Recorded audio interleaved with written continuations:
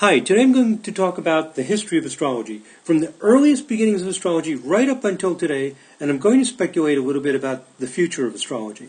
The value of this lecture that I'm going to give is by giving you a broad overview of the entire history of astrology. It gives you an outline, gives you a context for studying greater detail. So if you go in to study some particular historical period or some school of astrology, this gives you a context for understanding the whole overall flow of the history of astrology. Now, no two people are going to give the same exact history of astrology, but I think the concepts I'm going to present here are going to be reasonably well agreed upon by most people who've studied this area. So, where did astrology begin? Well, astrology is the interpretation of what's in the sky, and before there's any evidence of interpreting it, there is some evidence that people were watching the sky and making records and notating what was going on in the sky. So there's a Wikipedia article on the history of astrology, and in it it says, markings on bones and cave walls show that lunar cycles were being noted as early as 25,000 years ago. And whether it's 25,000 years ago, or 10,000 years ago, or 5,000 years ago, doesn't really have a lot of impact on us today, because the astrology of today is descended, you could say, from an astrology that developed in Mesopotamia between 3000 and 2000 BC. So to repeat, if it's discovered that there were even advanced or sophisticated systems of astrology that are earlier than this, they do not have much of a direct impact on the astrology we do today, because the lineage of information that's been passed on to today is fairly well documented.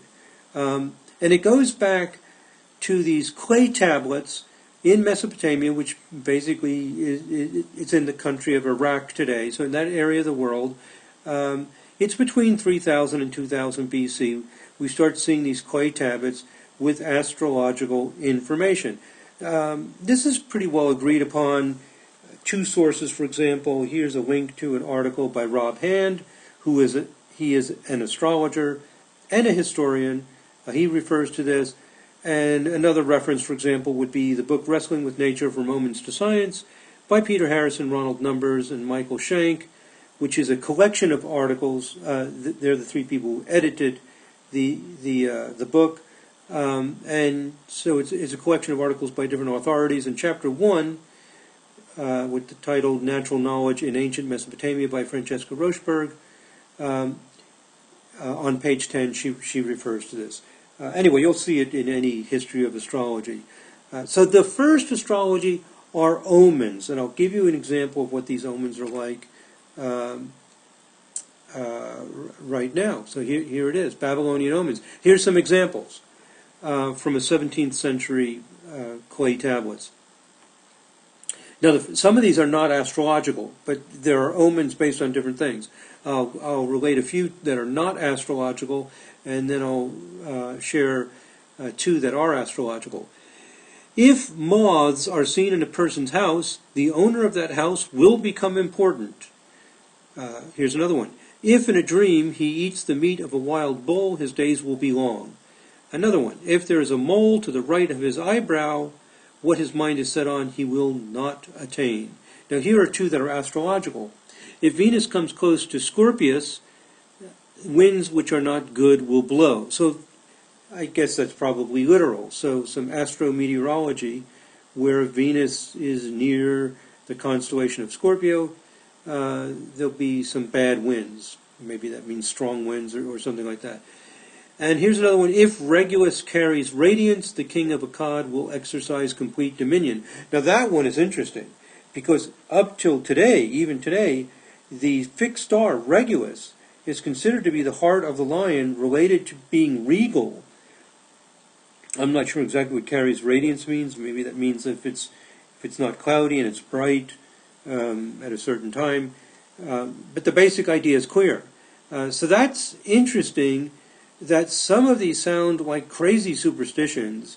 I don't think most of us would think if there are moths in a house we're going to become important, right next to if Regulus carries radiance, the king of Akkad will exercise complete dominion, which is getting a lot closer to astrology. So you can see why these are called omens. They are these if-then. If this occurs, then something else occurs kind of statements. So that's where astrology as we know it now has its earliest beginnings. Now, here's what Francesca Rochberg, who is one of the experts in the history of astrology, along with other experts like David Pingree and Otto Neugebauer, there's others, of course. On page 24 of the book that I referenced earlier, here's what Rochberg says about where all these omens come from. She writes, the divine order provided a structure of authority with An ruling remote heaven. So these are like gods or goddesses, deities of some kind. Let me read this again. An and Ea, and another one, Enlil. I may not be pronouncing this correctly, but we'll go with that. Let me read it again. The divine order provided a structure of authority with An ruling remote heaven, Ea ruling the waters around and below the earth, and Enlil the space between the great above and the great below with its atmosphere and wind. That physical phenomena were signs meant to portend the future for humankind was laid down as part of creation. The channel of communication between divine and human, evidenced by the belief in the efficacy of divination, was therefore seen as part of the original structure of the world. So the world view, the concept for where everything came from and how life works, is that these gods, these divine forces, created reality in such a way that their imprint, if you could unravel what is in the creation, you could unravel the purpose and how things would develop from it. It's based on their whole understanding of life. Now, so this omen astrology, which begins between 2000 and 3000 BC, continues and develops up until, very roughly around 500 BC. And then there's a transition to Hellenistic astrology. And here's a quote from Rochberg on this. She says, later during the Achaemenid period, omens from the occurrence of a variety of celestial phenomena on the dates of the births emerged. From this type of nativity omen to the horoscope, which compiles the positions of all the planets on the date of birth, seems a rather short step. So the idea of a birth chart begins with the idea of nativity omens. Somebody's born, maybe Regulus is bright on that day, so it's an omen that this person will achieve high honors, for example, might be the idea. I just made that up as a variation on the idea of Regulus being noble. But just to give you an example, and then she says it seems to be a short step because we go from the idea of nativity omens right to birth charts pretty quickly. The Achaemenid period, which if you Google it and get more information about it, also known as the Achaemenid Empire, is 550 to 330 BC. This is right in the transition where Hellenistic astrology begins. So we have two phases so far that we've studied.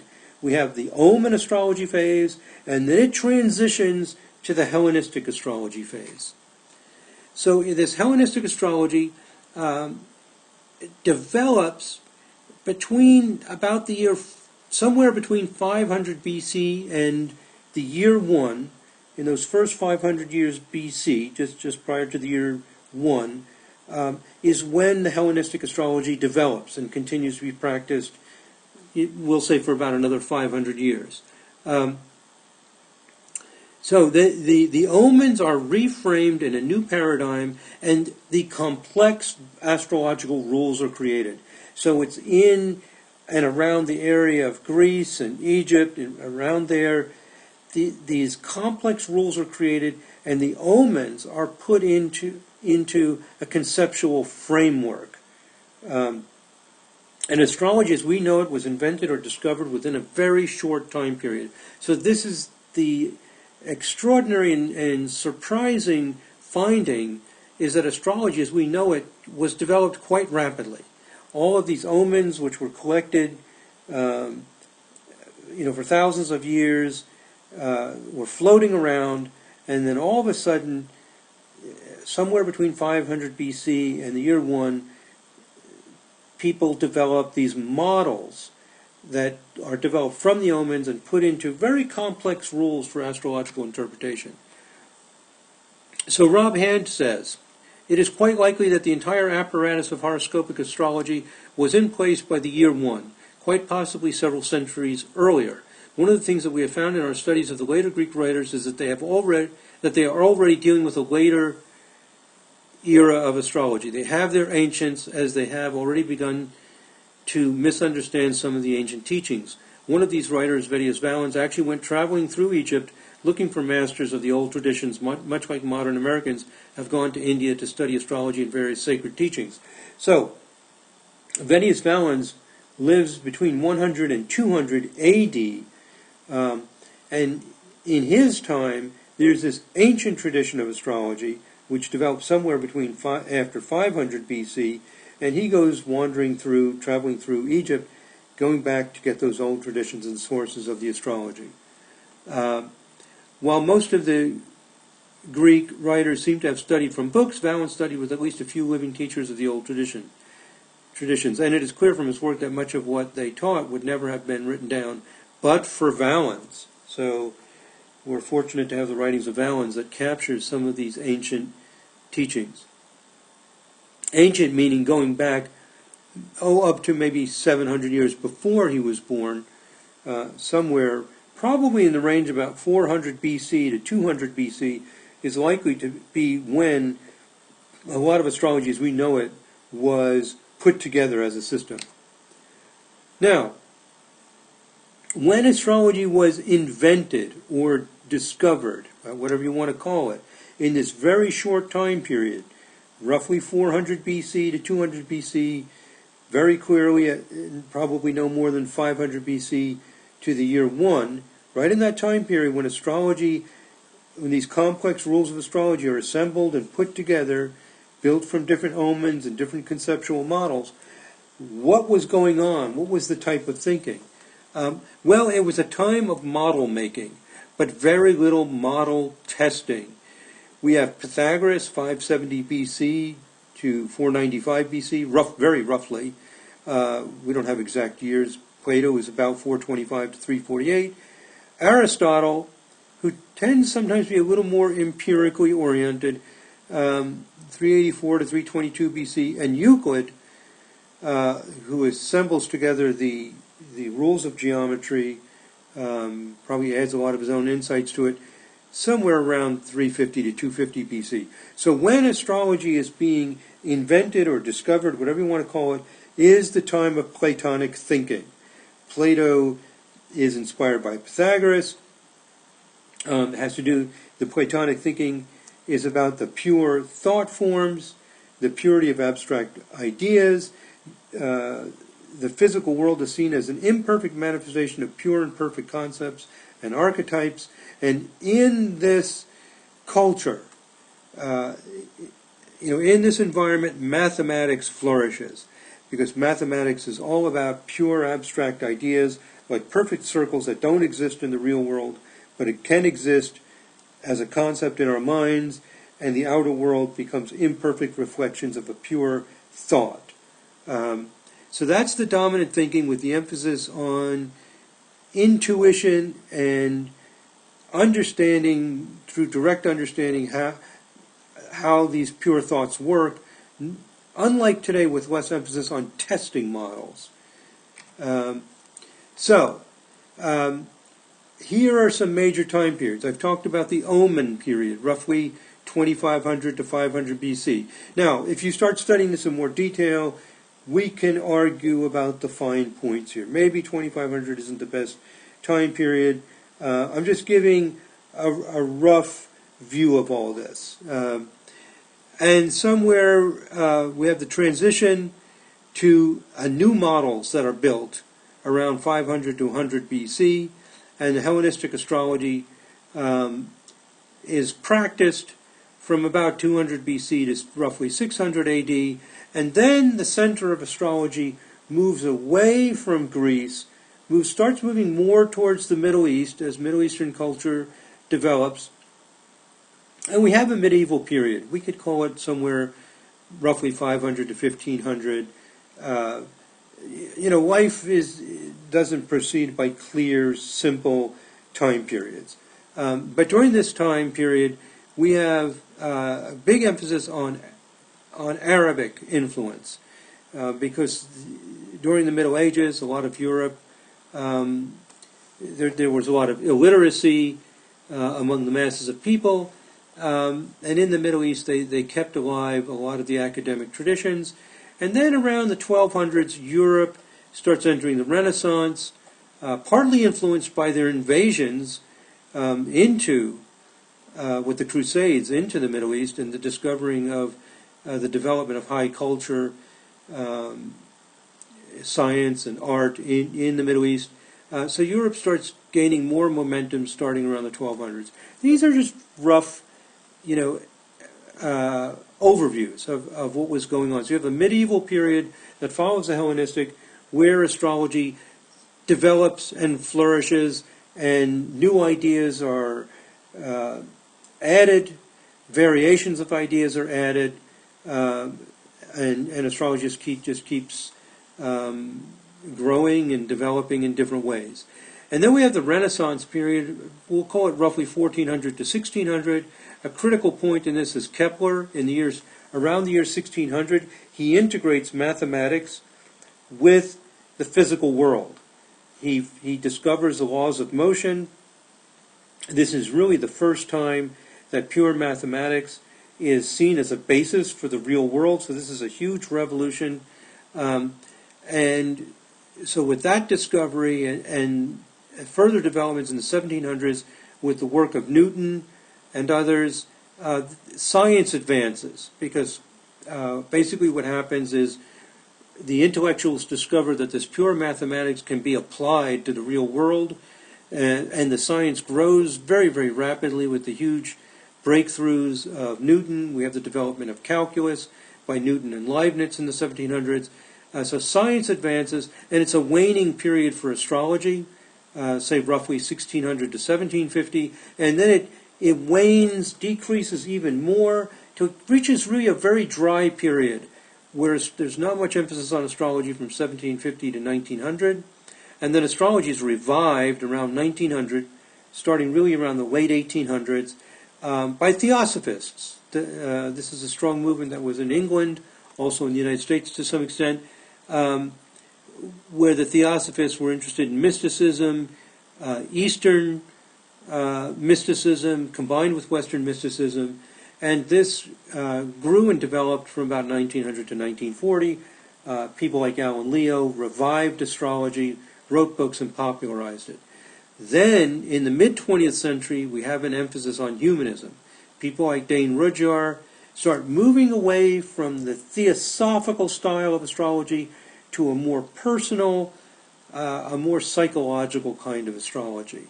And then around the 1970s and 80s, we have some people attempting a scientific forms of astrology, trying to base astrology in research rather than just personal experience. And there are areas of astrology like cosmobiology and harmonics, which take this more, you might say, scientific approach and feel that astrology actually works, and doing hard number crunching and collecting data, and being less subjective in trying to develop astrology. And these approaches also tend to be more numerically based, with new ideas measuring distances between planets in new ways. And now we are in a period starting around 1990 that I'm calling the period of diversification, where through the influence of the internet, the curiosity of people, and the inspiration to go dig up what the history of astrology is, because before 1990, in general, we understood very little about the ancient astrology. We were mostly influenced by the revival period, what Alan Leo and the other people had revived. It was a simplified form of astrology.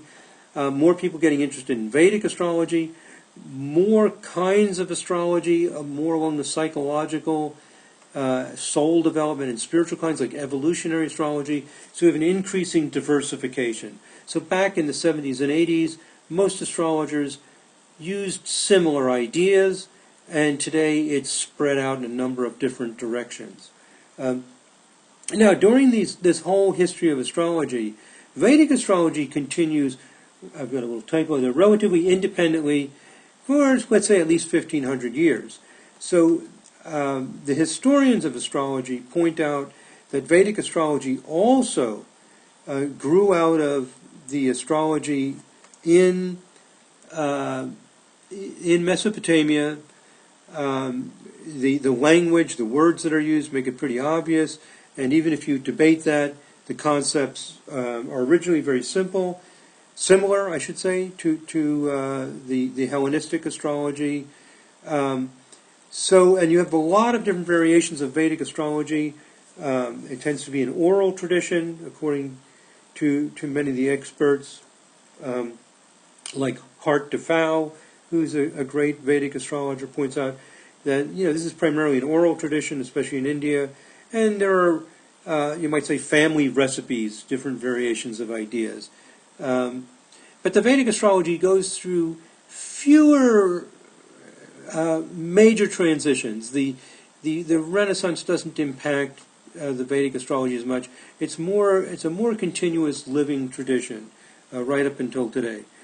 And for the most part, it tends to have evolved over more than 1,000 years, relatively separate from Western astrology. Not completely separate, but relatively so.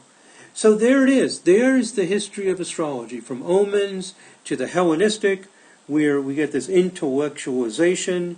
The Platonic thinking assembles these models. The flourishing of astrology throughout the Middle Ages. Then in the Renaissance, astrology starts to change. We'll see in this 1600 to 1750 area, there's a noticeable difference. People like Morin de Villefranche start making what are actually similar to some of the modern adjustments that are made later on to the tradition. And then astrology dries out, it's reborn. We have the humanistic and psychological influence. A little bit of science creeps in for a while. And now we're in diversification land with all these different things going on simultaneously. Okay, so that's the history of astrology. I'm going to name some influential people. These are just examples. They're not necessarily the most influential astrologers of all times, but just as examples of people who reflect some of these time periods. But in the 2nd century, we have Ptolemy and Valens. They're extremely important foundations of astrology. Ptolemy's work got handed down more than Valens' work, but Valens' work is being revived. So these are two early sources that provide fairly comprehensive information about astrology. We have people like Marsha Allah around the year 800. He's a Jewish astrologer, so that reflects some of the different traditions, different religious and ethnic traditions, people practicing astrology, whatever cultural environment that they're in. And astrology is continuing through different groups in different regions of the world. We have Abu Mashar around the 800s, considered the founder of Islamic astrology. Al-Biruni around the year 1000, who's just flat out a genius, works in all kinds of areas, extremely brilliant, way ahead of his time in many ways, worked in many areas including astrology. Then as we start heading to the Renaissance period, we have people like Bonatti in the 1300s. Ficino is an interesting character in the 1400s, not so much because he wrote a lot of astrology ideas, but more philosophically. He was a towering intellectual who worked with Hermetic philosophy and occultism and astrology, and developed an interesting philosophy. He was a highly respected thinker at the time. So more philosophically, he influenced astrology. I've got Jerome Cardan, is the anglicized version of his name, in the 1500s. I have him here to represent the mathematician astrologers. Cardan is one of the greatest mathematicians of all time. He developed solutions to quadratic equations and very advanced mathematics. he was also an astrologer. So he's an example of the technical astrology theme that continues through history, as opposed to someone like John Dee, who's more of the occultist. He's also a mathematician, however, but you also have people who are more like practicing astrologers. Probably Vedius Valens, back in the 2nd century, is more of that type. Some who are more like occultists, some who are occultists and also technical, like John Dee, in the sense of being into mathematics. Some who are just more of occultists. Then there are people like Moran in the 1600s.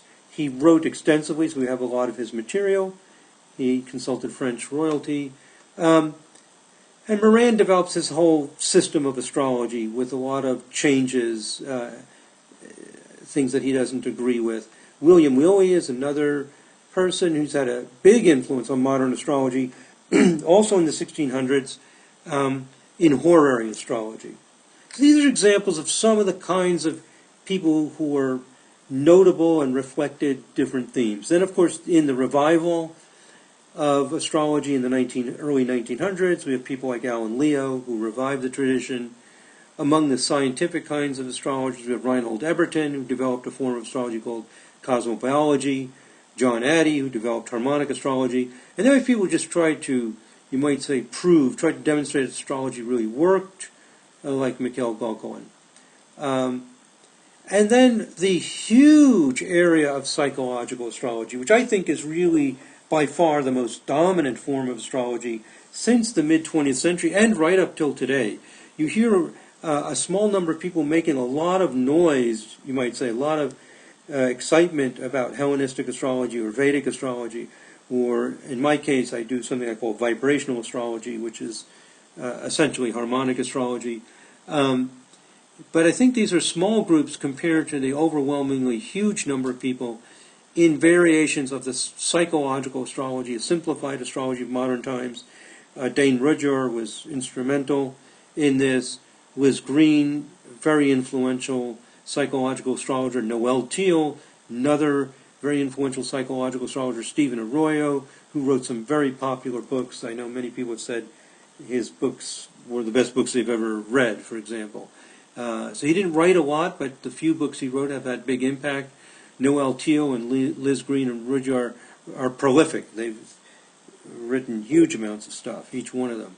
And those are just examples. These are not necessarily the most important people, but examples of the kinds of people. And then today, there are the most influential astrologers among astrologers have different emphasis. People like Rob Hand, who's very eclectic. He continues to use a lot of modern ideas, but he's also gotten very excited and incorporating a lot of ancient astrology.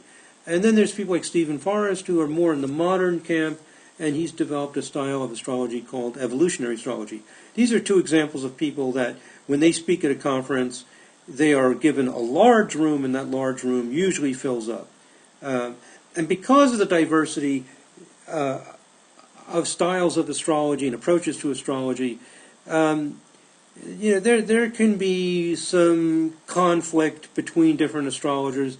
I think most people have been polite and ingratiating, despite the fact that we have split off into very different styles of astrology, with the proliferation of so many different approaches. Now, a few concluding comments. Vedic astrology and Hellenistic astrology both use Time Lord systems, for example. In Vedic astrology, they're called dasas. So you have some extreme similarities between Vedic astrology and Hellenistic astrology. If you look at Vedic, Hellenistic, and most forms of modern astrology, they all emphasize the importance of rulers of the signs. So there are some ideas that are similar across many systems of astrology, some that are similar across particular ones. Hellenistic astrology and harmonic astrology both emphasize the importance of Arabic parts, also known as lots. At least the kind of harmonic astrology I call vibrational astrology does, anyway.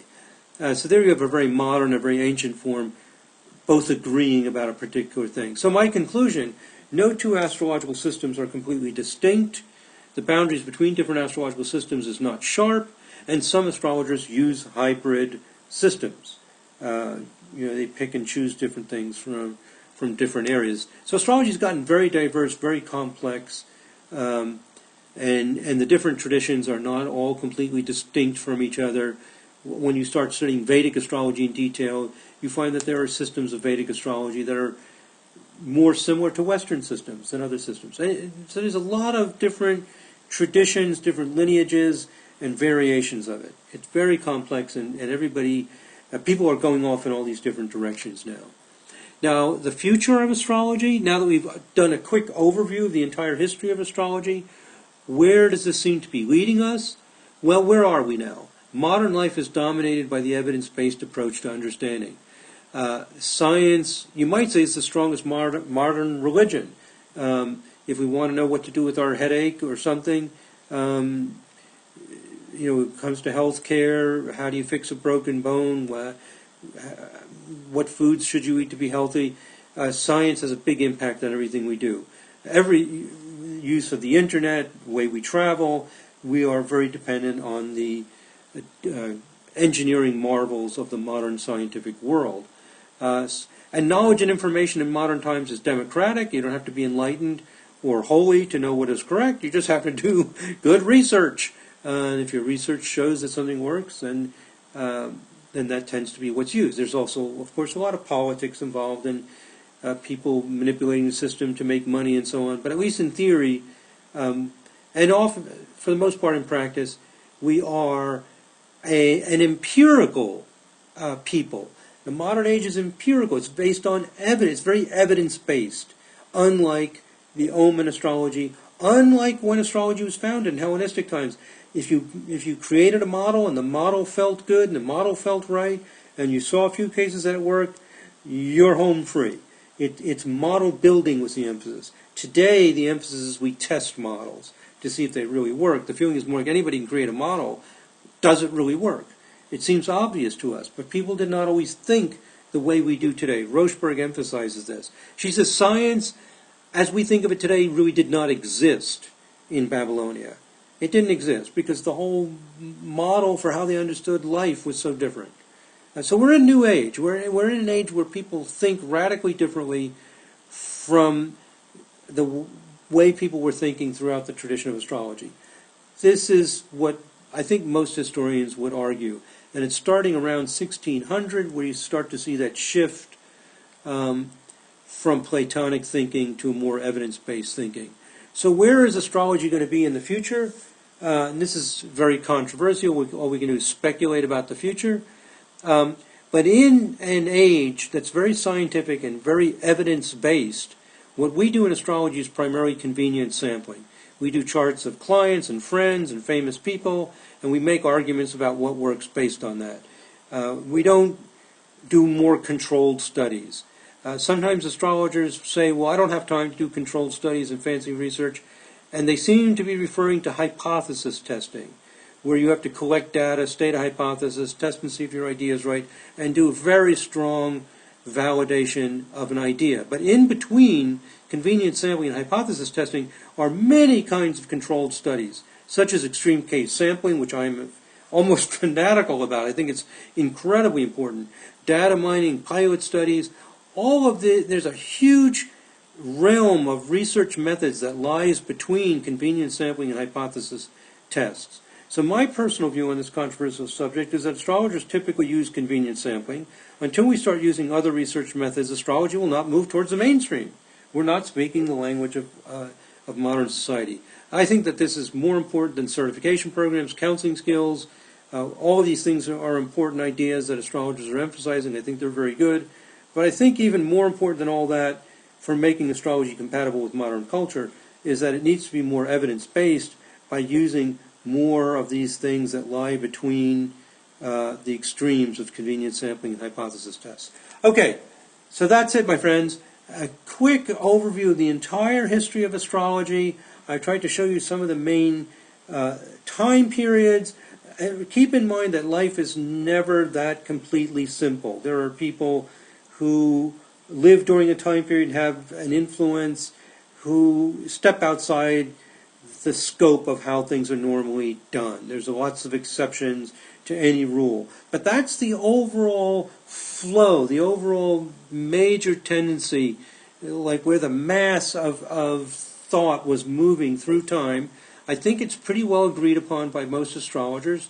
What I've said, everybody would pick out different examples and slightly different years and different emphasis, but that's it. I think it's very important to understand this because it helps you understand where we are today, how we got here, where we're moving to. It gives you a framework for understanding what it is we're doing in astrology.